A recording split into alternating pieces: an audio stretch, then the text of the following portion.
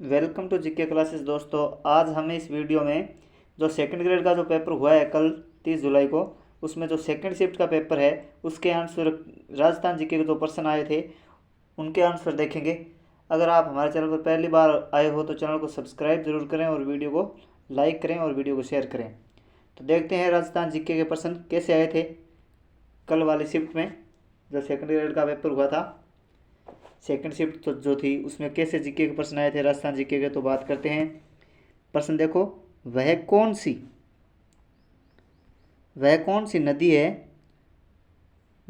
नदी है जो अरावली के पश्चिम ढालों से निकलकर सिरोही के कुछ क्षेत्रों में बहते हुए कच्छ की खाड़ी में लीन हो जाती है। तो वह कौन सी नदी है, ऐसी कौन सी नदी है जो अरावली के पश्चिमी ढालों से निकलती है और सिरोही के कुछ क्षेत्रों में बहते हुए कच्छ की खाड़ी में लीन हो जाती है। तो ये पश्चिमी बनास इसका आंसर होगा। ठीक है, अगला प्रश्न देखो।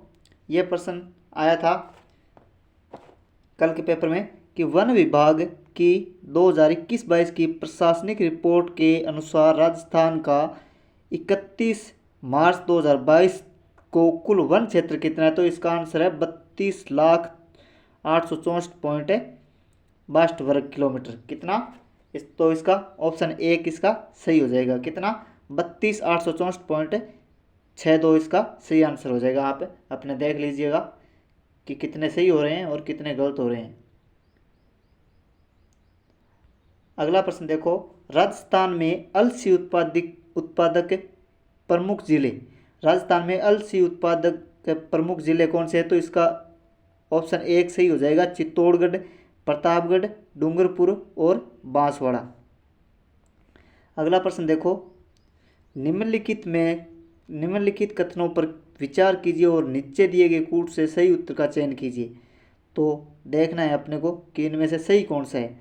तो अनुप्रस्थ बालू का स्तूप चूरू और झुंझुनू में मिलते हैं, अवरोधी बालू का स्तूप पुष्कर में मिलते हैं और जोधपुर जिला बालू का स्तूप मुक्त है। तो ये इसका गलत हो जाएगा और ए और बी सही हो जाएगा। ठीक है, तो इसका ऑप्शन 2 सही हो जाएगा। अगला प्रश्न देखो, मेवात एवं डांग क्षेत्र निम्नलिखित में से कोपेन के किस जलवायु प्रदेश में सम्मिलित है। तो इसका सही आंसर हो जाएगा CWG। मेवात और डांग क्षेत्र की बात हो रही है यहाँ पे। अगला प्रश्न देखो, कोलवी कंदरा, बौद्ध कंदराएं और चांद खेड़ी नामक जो जैन धार्मिक स्थल जो है किस जिले में। तो ये झालावाड़ इसका सही आंसर होगा। ये इसका झालावाड़ जिले में कोलवी कंदराएं और चांद खेड़ी स्थान जो है ये स्थित है। अगला प्रश्न देखो, 2011 की जनगणना के अनुसार निम्नलिखित में से किन जिलों के समूह में सबसे कम जनसंख्या घनत्व है। तो यहाँ पे इसका यह जैसलमेर, बीकानेर और चूरू इसका सही आंसर होगा। अगला देखो, यहाँ पे अपने को मिलान करना है। तो सूची 1 को सूची 2 से सम्मिलित कीजिए और नीचे दिए कूट से सही उत्तर का चयन कीजिए। तो भेड़ की नस्ल कौन सी है, नाली भेड़ की नस्ल है। और भैंस जो सूरती है ये भैंस की नस्ल है। गोवंश की नस्ल कौन सी है, सांचौरी। और बरबरी नस्ल जो है ये बकरी की नस्ल है। तो इसका सही ऑप्शन हो जाएगा ऑप्शन 2 इसका सही हो जाएगा। अगला प्रश्न देखो, राजस्थान का निम्नलिखित में से कौन सा जिला राज्य का प्लास्टिक केंद्र हब माना जाता है। तो राजस्थान का कौन सा जिला राज्य का प्लास्टिक हब माना जाता है। तो ये जयपुर इसका सही आंसर होगा। अगला प्रश्न देखो, गिलूंड और भगवानपुरा किस सभ्यता से संबंधित है। तो ये आहड़ सभ्यता से संबंधित है। अगला प्रश्न देखो, पुरातत्वविद नील रत्न बनर्जी और कैलाश नाथ दीक्षित निम्नलिखित में से किस पुरास्थल के उत्खनन से संबंधित है। तो इसका सही आंसर होगा बेराट। अगला प्रश्न देखो, घटियाला शिलालेख का संबंध मंडोर शाखा के किस प्रतिहार शासक से है। तो घटियाला शिलालेख का संबंध मंडोर शाखा के जो प्रतिहार शासक कौन सा था, इसका सही आंसर होगा कुक्कुक। अगला प्रश्न देखो, अजमेर का पहला चौहान शासक जिसने अपने नाम के सिक्के जारी किए थे तो वह था जयराज। अगला प्रश्न देखो, तो इस प्रश्न में बहुत कन्फ्यूजन है। यहाँ पे दिया गया है अलाउद्दीन खिलजी की राजपूत राज्यों की विजय के सही कालानुक्रम में यहाँ पे व्यवस्थित कीजिए। तो रणथंभौर ये हो गया 1301, और ये चित्तौड़ हो गया 1303, और सिवाना हो गया यहाँ पे 1308, और जालोर विजय हो गया 1311।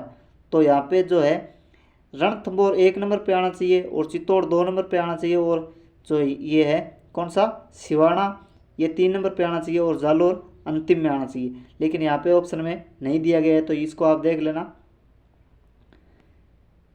अगला प्रश्न देखो, 2011 की जनगणना के अनुसार राजस्थान के कौन से जिलों में 75% से अधिक साक्षरता है? तो यहाँ पे इसका सही आंसर हो जाएगा कोटा और जयपुर में 75% से ज़्यादा साक्षरता दर है।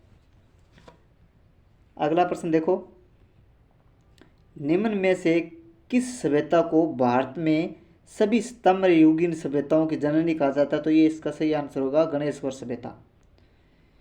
अगला प्रश्न देखो, यह प्रश्न देखो कितना बड़ा प्रश्न है, यहाँ पे कथन के रूप में आया है। तो हमें भारतीय इतिहास में स्वतंत्रता सेनानियों के अनेक ऐसे उदाहरण मिलते हैं जिन्होंने भारत की स्वतंत्रता के लिए अपने पुत्रों का बलिदान कर दिया था, किंतु केसरी सिंह बारठ का एकमात्र ऐसा उदाहरण मिलता है जिन्होंने अपने पुत्र के साथ साथ अपने दामाद को भी मातृभूमि की स्वतंत्रता प्राप्ति के लिए बलिदान करने के लिए भेज दिया था। तो ये कथन किसका है? तो इसका सही आंसर होगा रास बिहारी बोस। अगला प्रश्न देखो, मेवाड़ प्रजामंडल की स्थापना वर्ष 1938 में किसकी अध्यक्षता में हुई? तो इसका सही आंसर है बलवंत सिंह मेहता इसके प्रथम अध्यक्ष थे। अगला प्रश्न देखो, मेव कृषक आंदोलन का मुख्य नेता कौन था? तो इसका सही आंसर होगा यासीन खां। मेव कृषक आंदोलन का मुख्य नेता यासीन खां था। अगला प्रश्न देखो, खानवा के युद्ध में निम्न में से किसने राणा सांगा का पक्ष बदलकर बाबर के साथ जा मिला था? तो ये कौन सा था शासक जो सांगा के तरफ से न होकर यहाँ पे बाबर की सेना में जा मिला था? तो ये था सलहदी कंवर। कौन सा? सलहदी तंवर। अगला प्रश्न देखो, निम्नलिखित किस ब्रिटिश अधिकारी ने तात्या टोपे को फांसी देने के लिए ब्रिटिश सरकार की आलोचना की? तो इसका सही आंसर होगा कैप्टन CL सावर्स। अगला प्रश्न देखो दोस्तों, बीकानेर के निकट समराथल को किसने अपना कर्म स्थल बनाया? तो इसका आंसर होगा जाम्बोजी। कौन सा आंसर होगा? जाम्बोजी। तो दोस्तों आप साथ साथ में मिलाते रहिएगा कि आपके कितने सही हो रहे हैं और कितने गलत हो रहे हैं। अगला प्रश्न देखो, निम्नलिखित में से कौन सा मंदिर स्थापत्य कला की मारू गुर्जर शैली का है? तो इसका सही आंसर होगा नागदा के सास बहू मंदिर जो है मारू गुर्जर शैली में बना हुआ है। अगला प्रश्न देखो, कलाकार निहालचंद चित्रकला के किस स्कूल से संबंधित है? ये तो सभी को पता है, किशनगढ़ सेल स्कूल। और अगला प्रश्न देखो, राजस्थान में त्योहारों की शुरुआत श्रावणी तीज से होती है और अंत होता है गणगौर से। तो इसका सही आंसर क्या होगा? गणगौर। ये प्रश्न जो है ये RBSC की 10वीं की जो किताब है उसमें जो त्योहारों का टॉपिक है उसमें शुरुआती लाइन दे रखी है, वहीं पे इसका उत्तर मिल जाता है अपने को। अगला प्रश्न देखो, सिरोही राज्य का राजस्थान में पूर्ण विलय कब हुआ? तो 1 नवंबर 1956 को। अगला प्रश्न देखो, तिलवाड़ा का मेला निम्नलिखित किस लोक देवता की स्मृति में बढ़ता है? तो मल्लीनाथ जी की स्मृति में जो है तिलवाड़ा का मेला लगता है। अगला प्रश्न देखो दोस्तों, अहीरवाटी बोली राजस्थान के किस क्षेत्र में बोली जाती है? तो अहीरवाटी बोली जो है ये राजस्थान के मेवात क्षेत्र में बोली जाती है। तो इसका सही आंसर क्या होगा? मेवात। जो अलवर वाला क्षेत्र है ना, वहाँ पे अहीरवाटी जो भाषा है ये बोली जाती है। अगला प्रश्न देखो, किस संविधान संशोधन अधिनियम द्वारा राजस्थान में राज प्रमुख के पद को समाप्त कर दिया गया? तो ये 7वां संविधान संशोधन था, जहाँ पर जो राज प्रमुख का जो पद था उसको समाप्त कर दिया गया था। कौन सा संविधान संशोधन था? 7वां संविधान संशोधन। अगला प्रश्न देखो, राज्यपाल द्वारा प्रख्यापित अध्यादेश की मंजूरी आवश्यक है, तो इसका सही आंसर होगा राज्य परिषद के मंत्रियों द्वारा। ऑप्शन 2 इसका सही होगा, राज्य परिषद के मंत्रियों द्वारा। अगला प्रश्न देखो, आपातकाल के दौरान राजस्थान के मुख्यमंत्री कौन थे? तो आपातकाल के दौरान राजस्थान के मुख्यमंत्री कौन थे? हरिदेव जोशी। कौन थे? हरिदेव जोशी। बाकी आप और देख लेना, इसका उत्तर आप देख लेना, मेरे हिसाब से इसका आंसर होगा हरिदेव जोशी। अगला प्रश्न देखो, मध्यकाल में खंगा एक प्रकार का है, तो ये सिर का पहनावा है खंगा। अगला प्रश्न देखो, गौरी नृत्य का संबंध किस जनजाति से है? तो ये भील जनजाति से संबंध है गौरी नृत्य का, जो होली के समय किया जाता है। अगला प्रश्न देखो, निम्न में से कौन सा कथन राजस्थान मानवाधिकार आयोग के संबंध में गलत है? तो मानवाधिकार आयोग के संबंध में गलत कथन देखना है इस प्रश्न में। तो वर्तमान में इसमें अध्यक्ष सहित कुल 3 सदस्य हैं, तो ये सही है।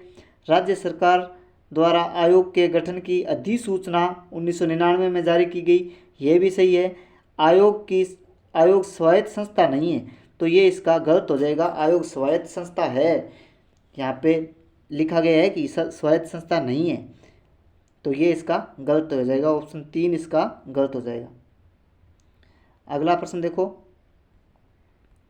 निम्नलिखित में से कौन राजस्थान के मुख्य सचिव थे जब भारतीय राष्ट्रीय कांग्रेस दिसंबर 2018 में सत्ता में आई? तो इसका सही आंसर होगा श्री देवेंद्र भूषण गुप्ता। अगला प्रश्न देखो, राजस्थान लोक सेवा आयोग के बारे में निम्नलिखित में से कौन से कथन सही है? नीचे दिए गए कूटों में से सही उत्तर का चयन कीजिए। तो राजस्थान लोक सेवा आयोग अध्यादेश 20 अगस्त 1949 को प्रभाव में आया, तो ये सही है इसका। दूसरा ऑप्शन देखो, राजस्थान लोक सेवा आयोग यानी RPSC की स्थापना 22 दिसंबर 1949 को हुई, तो ये भी सही है। जयपुर, जोधपुर और बीकानेर में लोक सेवा आयोग 16 अगस्त 1949 को जो है हटा दिया गया था, समाप्त कर दिया गया था, तो ये इसके तीनों ही सही होंगे। ABC तीनों इसके सही होंगे।